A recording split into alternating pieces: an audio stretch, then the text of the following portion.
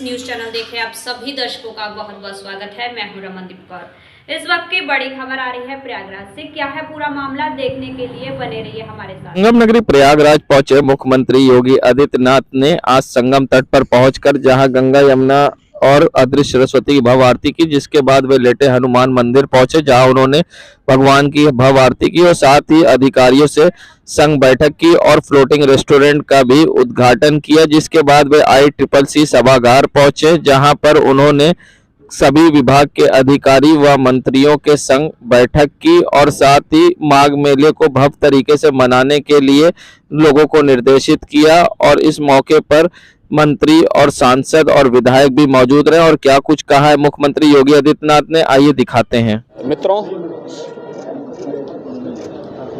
प्रयागराज में आज यहाँ मुझे संगम तट पर दर्शन करने, माघ मेले की तैयारी और 2025 के प्रयागराज कुंभ यानी महाकुंभ की तैयारी देखने का एक अवसर मिला है।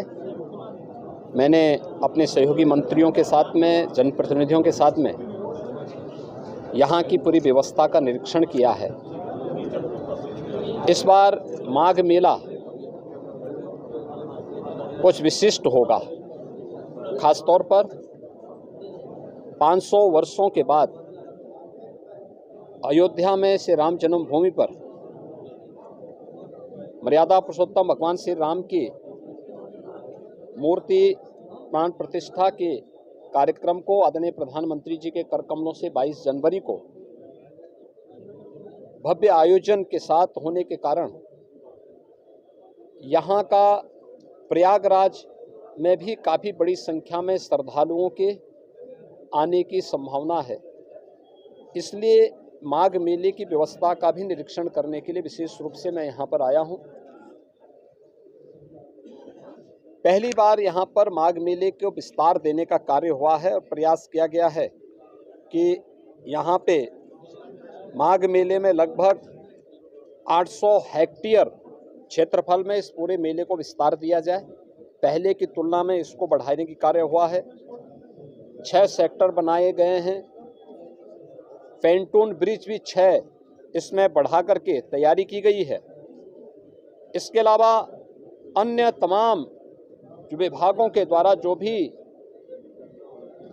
अवस्थापना सुविधाएं विकसित हो सकते हैं उनको यहाँ विकसित करने की कार्रवाई की जा रही है। अब तक लगभग हमारा अनुमान है कि 4000 के आसपास संस्थाएं इस पूरे आयोजन में यहाँ सहभागी बनेंगी और इन कार्यक्रमों के साथ जुड़ेंगी। इसके लिए चाहे वह चेकर प्लेट का हो, लगभग इसमें इसकी व्यवस्था भी लगभग 100 किलोमीटर के आसपास के दायरे में ये बिछेंगी।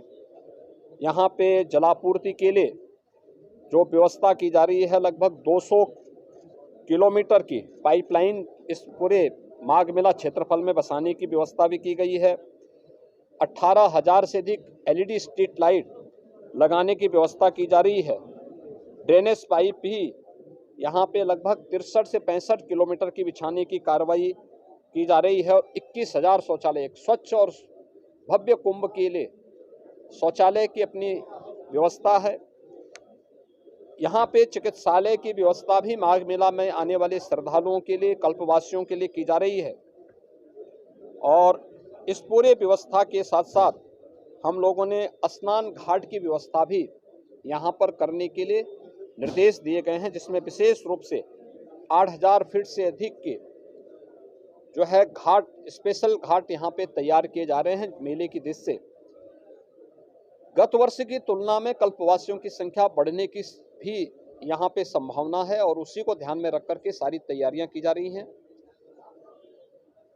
यह एक अवसर होगा माघ मेला हमारे लिए 2025 के प्रयागराज महाकुंभ की तैयारी की एक ट्रायल करने के लिए, उसकी एक प्रारंभिक भूमिका तैयार करने के लिए, और पूरी टीम उसी दिशा से यहाँ पर कार्य कर रही है।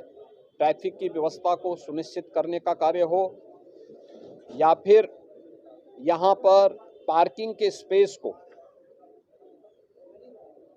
कोई भी श्रद्धालु को, कल्पवासी को कोई दिक्कत न हो, इसके लिए भी पूरी व्यवस्था और उस प्रकार के सुविधा देने के निर्देश यहाँ पर दिए गए हैं। मुख्य स्नान जो होंगे, मकर संक्रांति का पहला स्नान 15 जनवरी को होगा।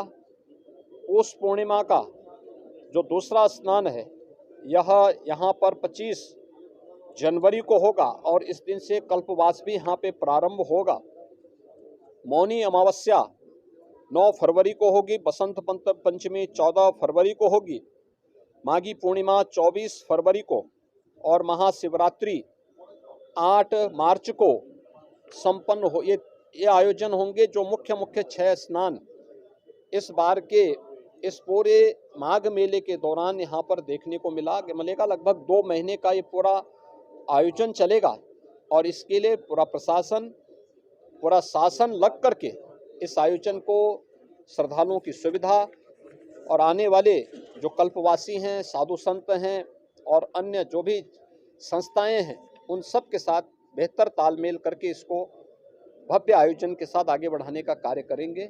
और आज उसी की समीक्षा करने के लिए मैं स्वयं यहाँ पे आया हूँ और मुझे विश्वास है कि प्रयागराज कुंभ 2025 के पहले बेहतरीन माघ मेले की सुविधा हम श्रद्धालुओं को दे करके प्रयागराज को स्वच्छता और भव्य कुंभ का संदेश देने में सफल होंगे। धन्यवाद जी।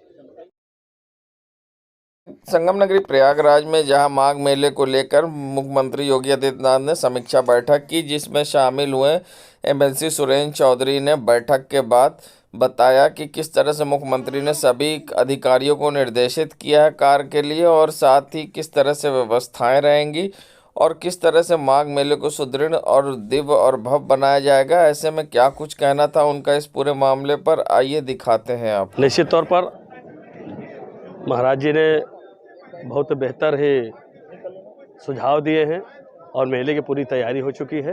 कहीं से कोई दिक्कत नहीं होगी, ना शौचालय के, ना रोड के, ना बस का, न दिव्यांगों का, न बड़े बुजुर्गों का, सबकी व्यवस्था अच्छी होगी और सुदृढ़ पूर्वक जब माघ मेला होने जा रहा है। माघ मेला ट्रायल है, महाकुंभ जो है 2025 में होने जा रहा है। कहीं से कोई दिक्कत नहीं आ रहा है। 14 जनवरी के जो हमारा होने जा रहा है कुंभ मेला महाकुंभ, एक ट्रायल है महाकुंभ। ये जो आपका अर्ध कुंभ लगने जा रहा है ये ट्रायल महाकुंभ के लिए। इसमें सुचारू रूप से पूरे नलकूप से लेके, चक्कर प्लेट से लेके, लोर निर्माण विभाग से लेके, शौचालय से लेके, तंबू कनाल से लेके, हॉस्पिटल, क्या पूरा नाराज नहीं है। पूरे अधिकारी काम कर रहे हैं, कहीं कोई दिक्कत नहीं आ रही। भव्य कुंभ निश्चित तौर पर देश जग रहा है। आज आपने देखा होगा पूरी तरीके से चकाचौंध है, पूरी तरीके से आपका क्लीन शहर दिख रहा है, महानगर आपको चमक रहा है। कहीं से कोई दिक्कत नहीं, कहीं से कोई गंदगी नहीं।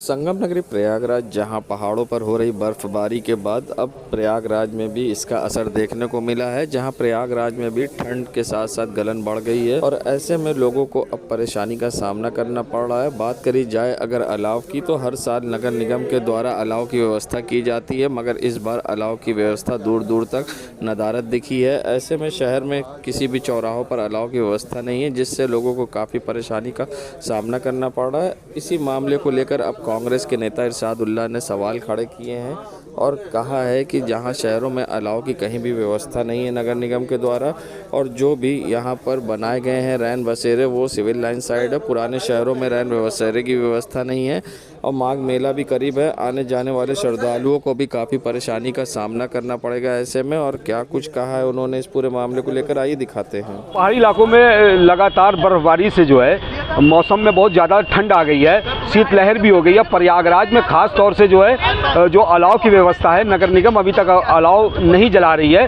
और जिससे जो गरीब लेबर तबके के लोग हैं जो ठंड में अभी फुटपाथ पे सो रहे हैं, उनके लिए अलाव की बहुत सख्त ज़रूरत है। हम नगर निगम से ये मांग करते हैं कि जल्द से जल्द अलाव पुराने शहरों में जलाया जाए ताकि जो गरीबों को राहत मिलेगी। और ख़ास तौर से पुराने शहरों में जो चौराहों पर और जो फुटपाथ पे लोग रह रहे हैं उनको बहुत सख्त ज़रूरत है अलाव की, और जल्द से जल्द अलाव जलाया जाए। क्योंकि नगर निगम हमको नहीं लगता कि अभी तक वो कागज़ पे लग रहा काम कर रहा है, ज़मीन पर उतर कर काम नहीं कर रहा है। अलाव को बहुत युद्ध स्तर पर जलाना चाहिए ताकि लोगों को राहत मिल सके। मेला करीब आ रहा है और माघ मेला करीब आने की वजह से भी लोगों की जो अभी लोग जो यात्री बाहर से आएंगे उनके लिए भी चौराहों पर अलाव की व्यवस्था करनी चाहिए, लेकिन नगर निगम अभी तक नहीं कर रहा है। मैं मांग करते हैं कि जल्द से जल्द अलाव की व्यवस्था किया जाए ताकि लोगों को राहत मिल सके ठंड से। इरशादुल्लाह।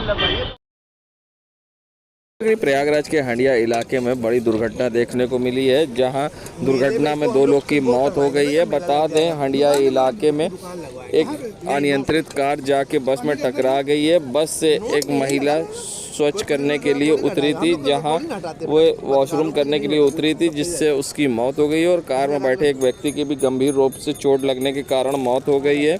वहीं पुलिस ने दोनों के शव को कब्जे में लेकर पोस्टमार्टम के लिए भेज दिया, तो वहीं घायलों को इलाज के लिए अस्पताल में भर्ती कराया है। बता दें, जहां इन दिनों घना कोहरा होने के कारण आए दिन दुर्घटना हो रही है और ऐसे में आज बड़ी दुर्घटना प्रयागराज के हंडिया इलाके में देखने को मिली है, जहां 2 लोग की दुर्घटना में मौत हो गई है और कार पूरी तरह से क्षतिग्रस्त हो गई है। वहीं घायलों को इलाज के लिए मौके पहुंची पुलिस ने इलाज के लिए अस्पताल भेज दिया है और पुलिस अब जांच पड़ताल में जुट गई है।